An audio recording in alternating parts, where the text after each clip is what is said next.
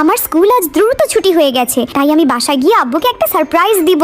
আমার শরীরটা আজ খুব দুর্বল লাগছে, মনে হয় না বেশি দিন বাঁচবো। বাবা তুমি কোথায়? এই দেখো আমি আজ কত দ্রুত এসে পড়েছি। বাবা কি হয়েছে তোমার? তোমাকে তো খুব অসুস্থ দেখাচ্ছে। দেখি তো আমার ব্যাংকটা ভেঙে ব্যাংকে কয় টাকা আছে।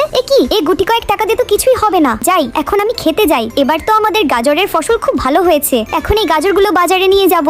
আঙ্কেল আপনি কি আমাকে গাজরের পরিবর্তে মাংস দেবেন প্লিজ? আচ্ছা টমি। আঙ্কেল আপনিও কি আমাকে গাজরের পরিবর্তে আলু দেবেন? অবশ্যই টমি। এই তো আমার মাংসের ব্যবস্থা হয়ে গেছে। এখন আমি বাসায় গিয়ে মাংস ও আলু কেটে বাবার জন্য মাংসের কারি রান্না করব। এই দেখো বাবা মাংসের কারি বানিয়েছি, নাও বাবা এটা খেয়ে নাও। বাবাকে ভালোবাসলে লাইক সাবস্ক্রাইব করো। এই পাইলট বিমানটাকে থামাও, এই বিমানে বোমা আছে।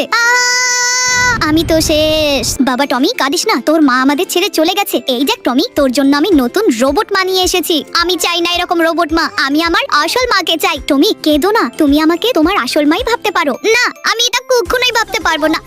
কেঁদো না রোবট মা, দেখবে টমি তোমাকে আস্তে আস্তে মা হিসাবে মেনে নিবে। মা আমাকে ছেড়ে তুমি কোথায় চলে গেলে? টমি এত কাঁদলে তো তুই অসুস্থ হয়ে পড়বি। বুঝতে পেরেছি, টমি আমাকে মা হিসাবে মেনে নিতে পারছে না। আমি এখন এখান থেকে চলে যাব।